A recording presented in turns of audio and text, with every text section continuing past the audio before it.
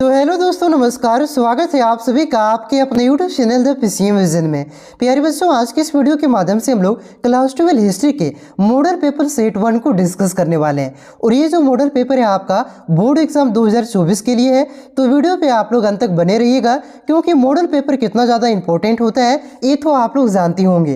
क्योंकि model paper से बहुत सारे क्वेश्चन हूबहू बोर्ड एग्जाम में पूछे जाते हैं, और जो बचा हुआ क्वेश्चन होता है वो इसी से रिलेटेड क्वेश्चन पूछे जाते हैं। तो यहाँ पे आपको मैं सारा क्वेश्चन डिटेल में बताऊंगा।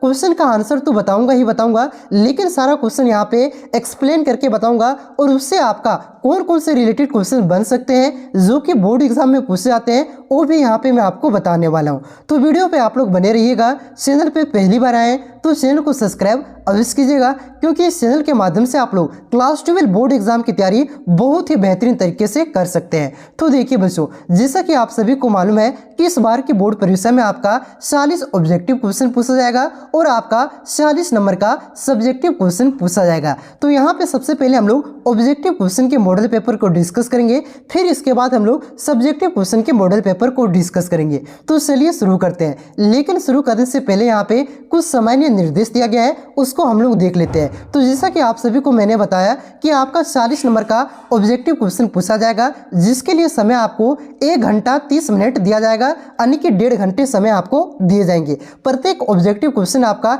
1-1 नंबर का होगा, और यहाँ पे आपका प्रत्येक क्वेश्चन के लिए 4 ऑप्शन रहेंगे, और गलत उत्तर के लिए आपका कोई भी अंक नहीं काटे जाएंगे, यानी कि आपका नेगेटिव मार्किंग नहीं है। तो चलिए अब शुरू करते हैं और डायरेक्ट क्वेश्चन को हम लोग देखते हैं। तो देखिए बच्चों, पहला क्वेश्चन है कि मोहनजोदड़ो की खोज किसने की थी। तो मोहनजोदड़ो की खोज आपका राखालदास बनर्जी ने किया था। ऑप्शन नंबर 20 का करेक्ट आंसर होगा राखालदास बनर्जी। अब देखिए कि इससे रिलेटेड क्वेश्चन क्या पूछा जा सकता है। क्वेश्चन ये पूछा जा सकता है कि मोहनजोदड़ो की खोज कब किया गया था। तो याद रखिएगा, मोहनजोदड़ो की खोज आपका 1922 ईस्वी में किया गया था। किसने किया था? तो राखालदास बनर्जी ने किया था। एक क्वेश्चन इससे रिलेटेड और पूछे जाते हैं कि मोहनजोदड़ो कौन से नदी के किनारे स्थित है। तो इसे भी आप लोग याद रखिएगा, मोहनजोदड़ो आपका सिंधु नदी के किनारे स्थित है। ठीक है, इससे 3 रिलेटेड जो क्वेश्चन बनते हैं वो अक्सर बोर्ड एग्जाम में पूछे जाते हैं। जैसे मोहनजोदड़ो की खोज किसने किया था? तो राखालदास बनर्जी ने किया था। तो ये मोहनजोदड़ो की खोज कब किया गया था? 1922 में किया था। और मोहनजोदड़ो आपका कौन से नदी के किनारे स्थित है? तो याद रखिएगा, सिंधु नदी के किनारे स्थित है। चलिए अगला क्वेश्चन देखिए। अगला क्वेश्चन आपका क्या है कि हड़प्पा किस नदी के किनारे स्थित है। तो हड़प्पा आपका रावी नदी के किनारे स्थित है। ऑप्शन नंबर ए इसका करेक्ट आंसर होगा रावी नदी। देखिए इससे रिलेटेड कौन सा क्वेश्चन पूछा जाता है, तो इसे भी आप लोग याद रखिएगा कि हड़प्पा की खोज किसने किया था। तो दयाराम साहनी ने किया था। कब किया था? तो 1921 ईस्वी में हड़प्पा की खोज किया गया था। ठीक है, चलिए अगला क्वेश्चन देखिए आपका क्या है कि हड़प्पा सभ्यता का सबसे बड़ा नगर कौन सा है। तो हड़प्पा सभ्यता का सबसे बड़ा नगर आपका मोहनजोदड़ो है। ऑप्शन नंबर ए इसका करेक्ट आंसर होगा मोहनजोदड़ो। देखिए नगर का मतलब क्या होता है? तो नगर का मतलब होता है आपका शहर। देखिए हड़प्पा सभ्यता आपका क्या था? तो एक शहरी सभ्यता था, यानी कि एक नगरीय सभ्यता था। तो इस नगरीय सभ्यता का सबसे बड़ा नगर कौन सा था? तो याद रखिएगा, मोहनजोदड़ो था। देखिए इसी से रिलेटेड क्वेश्चन पूछा जाता है कि हड़प्पा सभ्यता का सबसे बड़ा स्थल कौन सा है। तो सबसे बड़ा स्थल अगर पूछे तो याद रखिएगा धोलवीरा। क्या? धोलवीरा इसका सबसे बड़ा स्थल है, और सबसे बड़ा नगर आपका मोहनजोदड़ो है, कंफ्यूज नहीं करना है। उसके बाद देखिए अगला क्वेश्चन है कि लोथल किस नदी के किनारे स्थित है। तो लोथल आपका भोगवा नदी के किनारे स्थित है। तो इस क्वेश्चन का करेक्ट आंसर होगा ऑप्शन नंबर सी भोगवा नदी। लोथल आपका कहाँ पे स्थित है? तो याद रखिएगा, आपका लोथल आपका गुजरात में स्थित है। और ये जो लोथल आपका हड़प्पा सभ्यता का एक प्रमुख बंदरगाह था। क्वेश्चन डायरेक्ट पूछा जाता है कि हड़प्पा सभ्यता का एक प्रमुख बंदरगाह कौन सा था। तो हड़प्पा सभ्यता का एक प्रमुख बंदरगाह आपका लोथल था, जो आपका भोगवा नदी के किनारे स्थित है। और ये कहाँ पे स्थित है? तो ये आपका आज के गुजरात में है। ठीक है, चलिए अगला क्वेश्चन आपका देखिए कि कौटिल्य की कृति है, यानी कि इनमें से कौन सा पुस्तक कौटिल्य के द्वारा लिखा गया है। तो इनमें से आपका अर्थशास्त्र पुस्तक को कौटिल्य के द्वारा लिखा गया है। ऑप्शन नंबर 20 का करेक्ट आंसर होगा अर्थशास्त्र। देखिए कौटिल्य को आपका विष्णुगुप्त के नाम से भी जाना जाता है और चाणक्य के नाम से भी जाना जाता है, तो यहाँ पे आप लोग कंफ्यूज नहीं कीजिएगा कि अगर आपका कौटिल्य के स्थान पर विष्णुगुप्त दे दे तो वहाँ पे ये मत एग्जाम में सोचिएगा अरे भैया कौन सा क्वेश्चन आ गया, ये तो मैंने सुना ही नहीं। ठीक है, कंफ्यूज नहीं करना है। कौटिल्य का आपका 3 नाम है, एक आपका कौटिल्य हो गया, एक आपका विष्णुगुप्त हो गया और एक आपका चाणक्य हो गया। तीनों आपका एक ही व्यक्ति है और इसके द्वारा कौन सा पुस्तक लिखा गया है, तो अर्थशास्त्र पुस्तक लिखा गया है, यानी कि इसकी कृति आपका अर्थशास्त्र है। उसके बाद देखिए अगला क्वेश्चन है कि भारत का नेपोलियन किस शासक को कहा जाता है, तो भारत का नेपोलियन आपका समुद्रगुप्त को कहा जाता है। ऑप्शन नंबर ए इसका करेक्ट आंसर होगा समुद्रगुप्त। उसके बाद देखिए अगला क्वेश्चन है कि मौर्य साम्राज्य का तृतीय शासक कौन था, तो मौर्य साम्राज्य का आपका तृतीय शासक अशोक था। ऑप्शन नंबर ए इसका करेक्ट आंसर होगा अशोक। देखिए मौर्य साम्राज्य का आपका जो पहला शासक था जिन्होंने मौर्य साम्राज्य की स्थापना किया था तो वो कौन था, तो वो आपका चंद्रगुप्त मौर्य था। उसके बाद इसका दूसरा शासक आपका बना बिंदुसार, उसके बाद तीसरा शासक अशोक बना और इसका जो आपका आखिरी शासक था वो आपका बृहदस्थ था। ध्यान रखिएगा, देखिए इससे रिलेटेड क्वेश्चन हमेशा पूछा जाता है कि मौर्य साम्राज्य की स्थापना किसने किया था, तो चंद्रगुप्त मौर्य ने किया था। ठीक है, और इसका दूसरा शासक कौन था, तो उसके बाद इसका बेटा बना बिंदुसार। उसके बाद इसका तीसरा शासक कौन बना, तो अशोक बना और इसका अंतिम शासक कौन था, तो इसका अंतिम शासक आपका बृहदस्थ था। इसे आप लोग ध्यान रखिएगा। ठीक है, चलिए अगला क्वेश्चन देखिए आपका क्या है कि महाभारत की रचना किसने की थी, तो बहुत ही आसान क्वेश्चन है। महाभारत की रचना आपका महर्षि वेदव्यास ने किया था। ऑप्शन नंबर सी इसका करेक्ट आंसर होगा वेदव्यास। उसके बाद देखिए अगला क्वेश्चन है कि गंगा पुत्र किसे कहा जाता था, तो गंगा पुत्र आपका भीष्म को कहा जाता था। ऑप्शन नंबर सी इसका करेक्ट आंसर होगा भीष्म। उसके बाद अगला क्वेश्चन है कि महात्मा बुद्ध को ज्ञान की प्राप्ति कहाँ हुई, तो महात्मा बुद्ध को ज्ञान की प्राप्ति बोध गया में हुआ था। ऑप्शन नंबर 20 का करेक्ट आंसर होगा बोध गया। और इसे कौन से वृक्ष के नीचे ज्ञान की प्राप्ति हुई थी, तो याद रखिएगा पीपल के वृक्ष के नीचे महात्मा बुद्ध को ज्ञान की प्राप्ति हुई थी। देखिए इससे रिलेटेड क्वेश्चन भी ध्यान रखिएगा जो कि अक्सर बोर्ड एग्जाम में पूछे जाते हैं, जैसे कि महात्मा बुद्ध का जन्म कहाँ हुआ था, तो महात्मा बुद्ध का जन्म लुम्बिनी में हुआ था। और कब हुआ था, तो 563 ईसा पूर्व में हुआ था। इससे रिलेटेड क्वेश्चन 1-2 और पूछे जाते हैं, जैसे कि महात्मा बुद्ध ने ज्ञान की प्राप्ति होने के बाद अपना पहला उपदेश कहाँ पे दिया था, तो अपना पहला उपदेश सारनाथ में दिया था। ध्यान रखिएगा, अगर पूछे कि सर्वाधिक उपदेश कहाँ दिया था, तो सर्वाधिक उपदेश आपका श्रावस्ती में दिया था। इसे भी आप लोग ध्यान रखिएगा। उसके बाद इसकी मृत्यु कब हुआ था, तो महात्मा बुद्ध की मृत्यु आपका कुशीनगर में हुआ था। इसे भी आप लोग ध्यान रखिएगा। और कब हुआ था, तो 483 ईसा पूर्व में महात्मा बुद्ध की मृत्यु हुआ था। ये सब क्वेश्चन जो मैंने आपको रिलेटेड पॉइंट बताया, तो हो सके तो इसे आप लोग कॉपी में नोट डाउन कर लीजिए, क्योंकि यही सब क्वेश्चन बार बार बोर्ड एग्जाम में पूछ जाते हैं। एक बार और मैं यहाँ पे आपको बता देता हूँ, जिससे महात्मा बुद्ध का जन्म कहाँ पे हुआ था, तो लुम्बिनी में हुआ था। कब हुआ था, तो 563 ईसा पूर्व में हुआ था। इसे ज्ञान की प्राप्ति कहाँ हुआ था, तो बोध गया में हुआ था। कौन से वृक्ष के नीचे हुआ था, तो पीपल के वृक्ष के नीचे हुआ था। जब इसे ज्ञान की प्राप्ति हुई उसके बाद इन्होंने अपना पहला उपदेश कहाँ पे दिया था, तो सारनाथ में दिया था। उसके बाद सबसे ज़्यादा उपदेश कहाँ पे दिया, तो ये आपका श्रावस्ती में दिया था। उसके बाद इसकी मृत्यु 480 यानी कि 480 ईसा पूर्व में आपका कहाँ पे हुआ था, तो यह आपका कुशीनगर में हुआ था। ठीक है, चलिए देखिए डिटेल में बता रहा हूँ ताकि आपका एक भी क्वेश्चन बोर्ड एग्जाम में ना छूटे, क्योंकि मॉडल पेपर से रिलेटेड क्वेश्चन ही अक्सर बोर्ड एग्जाम में पूछे जाते हैं, इससे बाहर आपका नहीं पूछा जाता है। देखिए अगला क्वेश्चन है कि बुद्ध चरित्र की रचना किसने की, तो बुद्ध चरित्र की रचना आपका अश्व घोष ने किया था। ऑप्शन नंबर 20 का करेक्ट आंसर होगा अश्व घोष। और चाणक्य ने आपका कौन सा पुस्तक की रचना किया था, तो मैंने आपको पहले ही बता चुका हूं कि चाणक्य ने आपका अर्थशास्त्र की रचना किया था। उसके बाद देखिए अगला क्वेश्चन है आपका कि महावीर का जन्म हुआ था, तो महावीर स्वामी का जन्म आपका वैशाली के कुंडल वन में हुआ था। ऑप्शन नंबर सी इसका करेक्ट आंसर होगा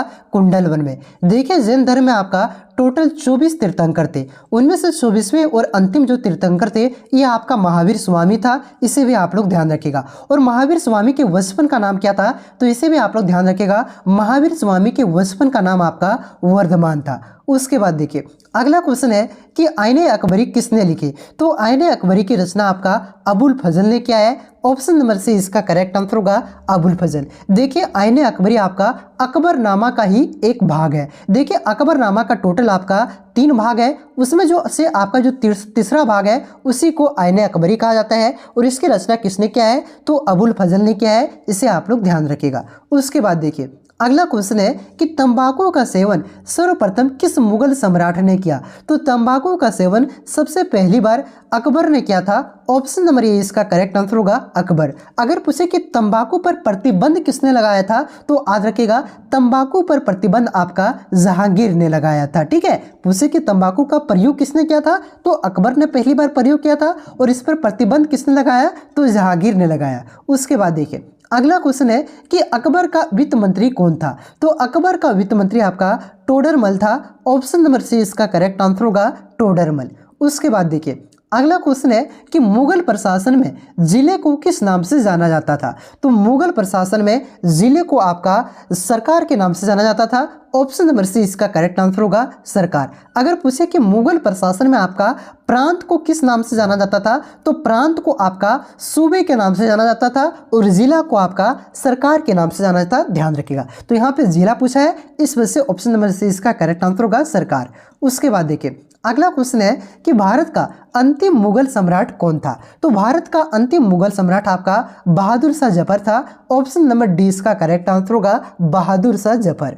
उसके बाद देखिए अगला क्वेश्चन है कि बुलंद दरवाजा कहाँ है। तो बुलंद दरवाजा आपका फतेहपुर सिकरी में है। ऑप्शन नंबर ए इसका करेक्ट आंसर होगा फतेहपुर सिकरी। और ये बुलंद दरवाजा का निर्माण किसने करवाया था तो याद रखिएगा अकबर ने आपका बुलंद दरवाजा का निर्माण करवाया था। और कहाँ के विजय के उपलक्ष्य में करवाया था, यानी कि कहाँ से ये जीत करके आए थे और ये आपका बुलंद दरवाजा का निर्माण करवाया था तो गुजरात विजय के उपलक्ष्य में, यानी कि जब गुजरात में इन्होंने विजय प्राप्त किया था उसके बाद इन्होंने फतेहपुर सिकरी पहुंच करके बुलंद दरवाजा का निर्माण करवाया था। ठीक है, तो बुलंद दरवाजा कहाँ है फतेहपुर सिकरी में। किसने निर्माण करवाया था तो अकबर ने करवाया था। और कहाँ के विजय के उपलक्ष्य में निर्माण करवाया था तो गुजरात विजय के उपलक्ष्य में निर्माण करवाया था। उसके बाद देखिए अगला क्वेश्चन बहुत ही इंपॉर्टेंट क्वेश्चन है कि विजयनगर साम्राज्य की स्थापना किसने की। तो विजयनगर साम्राज्य की स्थापना आपका हरिहर एवं भूखा नामक 2 भाइयों ने किया था। ऑप्शन नंबर 20 का करेक्ट आंसर होगा हरिहर एवं भूखा। और कब किया था तो याद रखिएगा 1336 ईस्वी में किया था। कब किया था 1336 ईस्वी में विजयनगर साम्राज्य की स्थापना आपका हरिहर एवं भूखा ने किया था। ठीक है, चलिए अगला क्वेश्चन देखिए आपका क्या है कि आमुक्त माल्यद किसने लिखा। ये जो पुस्तक है आपका आमुक्त माल्यद, ये पुस्तक को किसने लिखा है तो इस पुस्तक को आपका कृष्णदेव राय ने लिखा है। ऑप्शन नंबर डी इसका करेक्ट आंसर होगा कृष्णदेव राय। और इस पुस्तक को यानी कि जो आपका पुस्तक है आमुक्त माल्यद, इसे कौन से भाषा में लिखा गया है तो याद रखिएगा तेलुगु भाषा में इसे लिखा गया है। ठीक है, तेलुगु। ठीक है, ध्यान रखिएगा। उसके बाद देखिए अगला क्वेश्चन है कि प्रसिद्ध विरूपाक्ष मंदिर कहाँ स्थित है। तो प्रसिद्ध विरूपाक्ष का मंदिर आपका हम्पी में स्थित है। ऑप्शन नंबर ये इसका करेक्ट आंसर होगा हम्पी।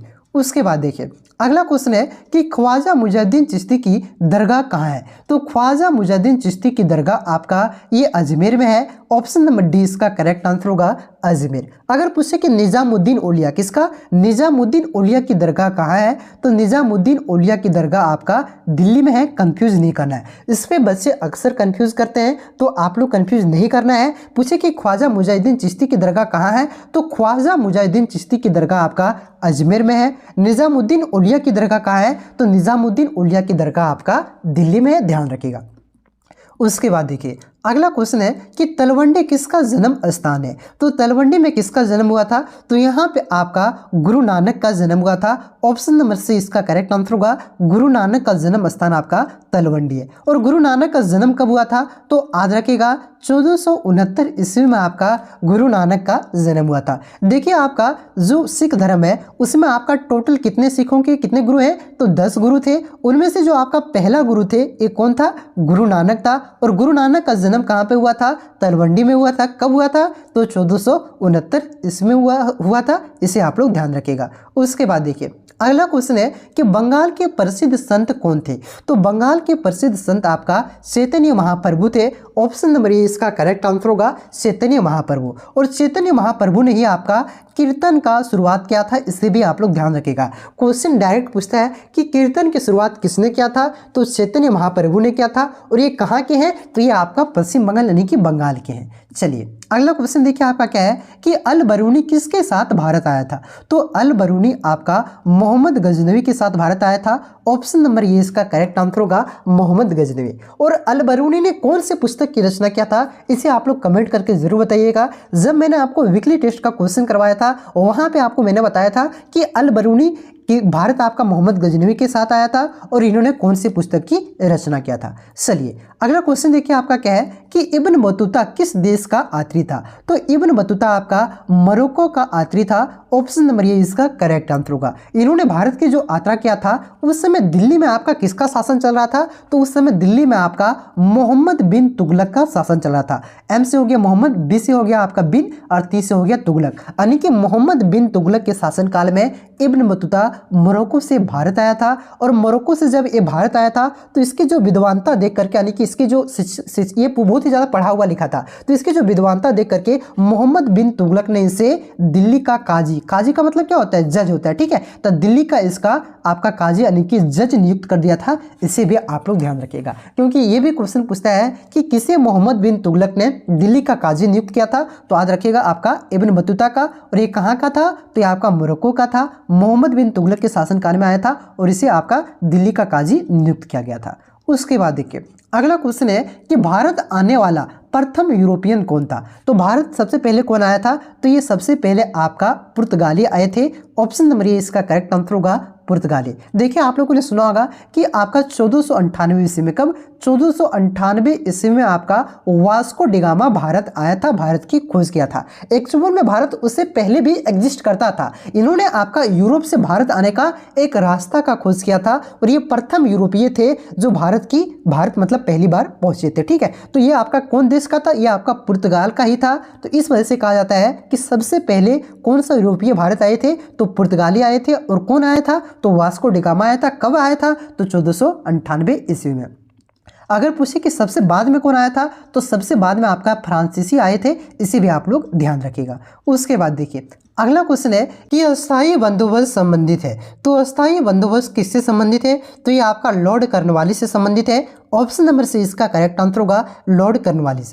कहा जाता है कि लॉर्ड कॉर्नवालिस ने ही आपका अस्थायी बंदोबस्त को लागू किया था। और कब लागू किया था, तो इसे भी आप लोग याद रखिएगा। 1793 ईस्वी में लॉर्ड कॉर्नवालिस ने आपका अस्थायी बंदोबस्त को लागू किया था, ठीक है। चलिए अगला क्वेश्चन देखिए आपका क्या है कि 1857 की क्रांति आरंभ हुई थी। देखिए 1857 की क्रांति को आपका सिपाही विद्रोह भी कहा जाता है। ये तो हम लोग जानते हैं कि 1857 में आरंभ हुआ था। तो ये कौन सा डेट को आरंभ हुआ था, तो ये आपका 10 मई 1857 को आपका 1857 की क्रांति आरंभ हुआ था। तो ध्यान रखिएगा कब आरंभ हुआ था, 10 मई को। और ये कहाँ से आरंभ हुआ था, तो ये आपका मेरठ से आरंभ हुआ था। इसे भी आप लोग ध्यान रखिएगा। उसके बाद देखिए अगला क्वेश्चन है कि बिहार में 1857 के विद्रोह के प्रमुख नेता था। तो बिहार में 1857 की क्रांति का नेतृत्व किसने किया था, तो ये आपका कुंवर सिंह ने किया था। ऑप्शन नंबर डी इसका करेक्ट आंसर होगा।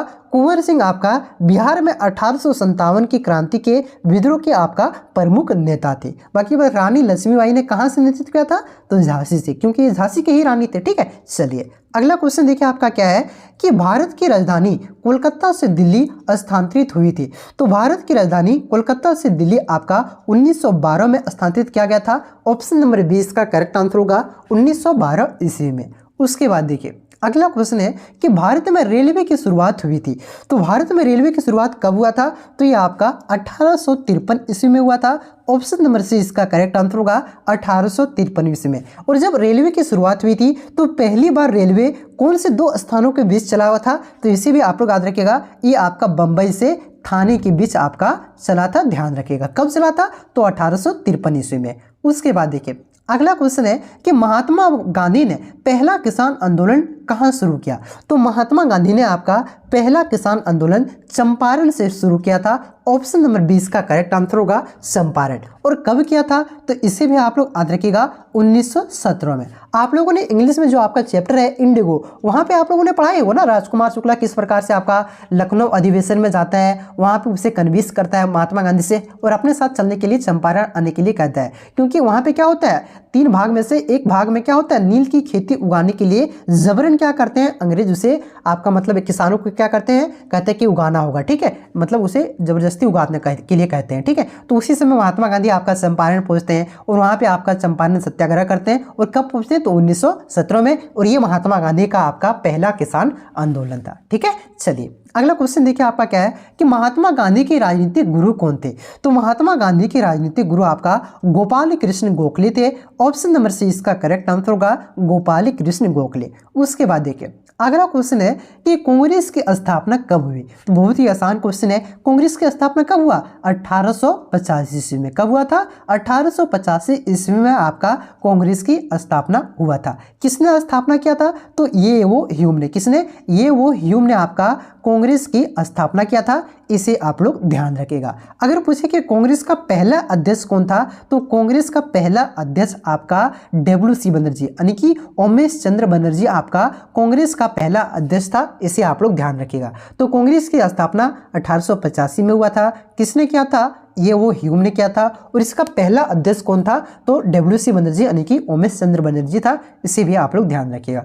अगला क्वेश्चन देखिए क्या है कि कैबिनेट मिशन योजना के अध्यक्ष कौन थे। तो कैबिनेट मिशन योजना के अध्यक्ष आपका पैथिक लॉरेंस थे। ऑप्शन नंबर ये इसका करेक्ट आंसर होगा पैथिक लॉरेंस। देखिए कैबिनेट मिशन भारत कब आया था, तो याद रखिएगा 1946 में ये भारत आया था। जिसमें टोटल कितने सदस्य थे, तो टोटल 3 सदस्य थे। तो इसमें से इसका अध्यक्ष कौन था, तो पैथिक लॉरेंस था। इसे आप लोग ध्यान रखिएगा। उसके बाद देखिए अगला क्वेश्चन है कि भारतीय राष्ट्रीय कांग्रेस की प्रथम महिला अध्यक्ष कौन थी। तो भारतीय राष्ट्रीय कांग्रेस की प्रथम महिला अध्यक्ष एनी बेसेंट थी। ऑप्शन नंबर ए इसका करेक्ट आंसर होगा एनी बेसेंट। देखिए इसी क्वेश्चन को घुमा करके पूछता है कि भारतीय राष्ट्रीय कांग्रेस की प्रथम भारतीय महिला अध्यक्ष कौन थी। तो प्रथम भारतीय अगर महिला अध्यक्ष पूछे तब क्या होगा, सरोजिनी नायडू, क्योंकि ये यहाँ पे पूछ रहा है भारत की रहने वाली प्रथम महिला अध्यक्ष कौन थी, तो ये आपका सरोजिनी नायडू थी। अगर सिर्फ महिला अध्यक्ष पूछे तब क्या होगा, एनी बेसेंट होगा। और ऐसी एनी बेसेंट आपका कहाँ की थी, तो ये आपका आयरलैंड की थी, ठीक है, ध्यान रखिएगा, ठीक है। सिर्फ अध्यक्ष पूछे, प्रथम महिला अध्यक्ष पूछे तो एनी बेसेंट, अगर प्रथम भारतीय महिला अध्यक्ष पूछे तब क्या होगा, सरोजिनी नायडू होगा। कंफ्यूज नहीं करना है। उसके बाद देखिए अगला क्वेश्चन है कि संविधान सभा की प्रारूप समिति के अध्यक्ष कौन थे। तो संविधान सभा की प्रारूप समिति के अध्यक्ष आपका भीमराव अंबेडकर थे। ऑप्शन नंबर डी इसका करेक्ट आंसर होगा भीमराव अंबेडकर। उसके बाद देखिए अगला क्वेश्चन है कि स्वतंत्र भारत के प्रथम गवर्नर जनरल कौन थे। तो स्वतंत्र भारत के प्रथम गवर्नर जनरल आपका लॉर्ड माउंटबेटन थे। ऑप्शन नंबर ये इसका करेक्ट आंसर होगा लॉर्ड माउंटबेटन। देखिए अगर पूछे कि स्वतंत्र भारत के प्रथम भारतीय गवर्नर जनरल कौन थे, तो प्रथम भारतीय गवर्नर जनरल आपका सी राजगोपालाचारी थे। इसे भी आप लोग ध्यान रखिएगा। जिस प्रकार से मैंने आपको पहले बताया कि आपका पूछे कि कांग्रेस के प्रथम महिला अध्यक्ष कौन थे, तो क्या होगा, एनी बेसेंट होगा। फिर अगर पूछे कि प्रथम भारतीय महिला अध्यक्ष कौन थे, तो प्रथम भारतीय महिला अध्यक्ष कौन थे, सरोजिनी नायडू थे। उसी प्रकार से अगर पूछे कि स्वतंत्र भारत के प्रथम गवर्नर जनरल कौन थे, तो याद रखिएगा लॉर्ड माउंटबेटन थे। अगर पूछे कि प्रथम भारतीय लगा दे तो अलग हो जाता है, ठीक है, नहीं कि भारत का होना चाहिए। तो प्रथम भारतीय गवर्नर जनरल कौन थे, तो सी राजगोपालाचारी थे। इसे याद रखिएगा, कंफ्यूज नहीं करना है। थोड़ा सा अंतर है, सिर्फ यहाँ पे प्रथम भारतीय लगा देगा तो आंसर आपका अलग हो जाएगा। इस वजह से मैं आपको इस प्रकार से समझा रहा हूँ। अगला क्वेश्चन देखिए क्या है कि संविधान सभा द्वारा प्रारूप समिति का गठन किया गया। मैंने आपको बताया कि प्रारूप समिति का अध्यक्ष कौन था, तो प्रारूप समिति का अध्यक्ष आपका भीमराव अंबेडकर था। तो इसका गठन कब किया गया था, तो इसका गठन आपका 29 अगस्त 1947 को किया गया था। कब किया गया था प्रारूप समिति का गठन, तो 29 अगस्त 1947 को किया गया था। तो यहाँ पे मैंने आपका जो ऑब्जेक्टिव क्वेश्चन का मॉडल पेपर था ये मैंने आप सभी को बता दिया और मैं उम्मीद करता हूँ बहुत ही बेहतरीन तरीके से आप सबको समझ में आया होगा। अगर आप लोग चैनल पे नए हैं तो चैनल को सब्सक्राइब अवश्य कीजिएगा। इसके बाद हम लोग सब्जेक्टिव क्वेश्चन के मॉडल पेपर को अपलोड करेंगे। अगर आपको 1-2 दिन में सब्जेक्टिव क्वेश्चन के मॉडल पेपर आपको चाहिए तो आप लोग कमेंट करके जरूर बताइएगा। और इस मॉडल पेपर हमारे द्वारा तैयार किया गया था। इस मॉडल पेपर को आप हमारे टेलीग्राम ग्रुप से डाउनलोड कर सकते हैं, जिसका लिंक नीचे डिस्क्रिप्शन में दिया हुआ है, ठीक है। तो चलिए, चैनल पे आप लोग नए हैं तो चैनल को सब्सक्राइब अवश्य कीजिएगा, क्योंकि इस चैनल के माध्यम से आप लोग क्लास 12th बोर्ड एग्जाम की तैयारी बहुत ही बेहतरीन तरीके से कर सकते हैं। जिस प्रकार से पिछले बार के बच्चों ने किया था, आपका हिस्ट्री में 98, 99 लेकर के बच्चे आए थे। तो कैसे लेकर के आए थे, सारा इंपॉर्टेंट क्वेश्चन करवाए थे, मॉडल पेपर से रिलेटेड क्वेश्चन बताए थे, आपका VVI क्वेश्चन करवाए थे। ये सारा कुछ करवाने के बाद ही बच्चे आपका आपका 98 99 लाते हैं। और मैं दावा के साथ कहता हूँ, आपको मैं जितना पढ़ाऊंगा आप लोग उतना पढ़िए, आप लोग भी 90 प्लस स्कोर कीजिएगा। और ऑब्जेक्टिव क्वेश्चन में तो आप लोग 39 से लेकर के 40 क्वेश्चन आप लोग सही करके आइएगा, ठीक है। एकदम कुछ ज़्यादा नहीं पूछा जाता है, यही सब इसी से रिलेटेड क्वेश्चन पूछे जाते हैं जो मॉडल पेपर में रहता है, और मॉडल पेपर से ही क्वेश्चन पूछे जाते हैं और प्रीवियस ईयर क्वेश्चन पूछे जाते हैं, ठीक है। जो क्वेश्चन बैंक का क्वेश्चन होता है तो वो भी मैं आपको करवाऊंगा। जितना बीबीआई क्वेश्चन है, जितना इंपॉर्टेंट क्वेश्चन, सारा कुछ करवाऊंगा। चैनल पे आप लोग नए हैं तो सब्सक्राइब अवश्य कीजिएगा। साथ ही साथ इस वीडियो को आप लोग दोस्तों में जितना हो सके प्लीज़ शेयर कीजिएगा। जितना ज़्यादा आप लोग शेयर कीजिएगा उतना ज़्यादा हमें भी फायदा होगा, उतना ज़्यादा व्यू आएगा। आप लोग भी जानते हैं शेयर करने से क्या होगा, व्यू आएगा, और मुझे फायदा होगा तो मैं आपके लिए और भी ज़्यादा वीडियो लेकर के आ पाऊंगा। क्लियर बात है। आपको मैं शेयर करने के लिए किस कहता हूँ, आप लोग कहता है कि फायदा होगा, दूसरों को फायदा होगा, दूसरों को तो फायदा होगा ही होगा, साथ ही साथ हमें भी फायदा होगा। इस वजह से आपको शेयर करने के लिए बोलता हूँ, ठीक है। झूठ बोल के कोई फायदा नहीं है, ठीक है। तो आगे जो आपका नेक्स्ट वीडियो आएगा उसमें मैं आपको जो सब्जेक्टिव क्वेश्चन का मॉडल पेपर है वो आपको करवाऊंगा। तो चैनल पे आप लोग नए हैं तो सब्सक्राइब कर लीजिए, वीडियो को शेयर कीजिए। चलिए मिलते हैं नेक्स्ट वीडियो में, तब तक के लिए जय हिंद, जय भारत, जोहार झारखंड।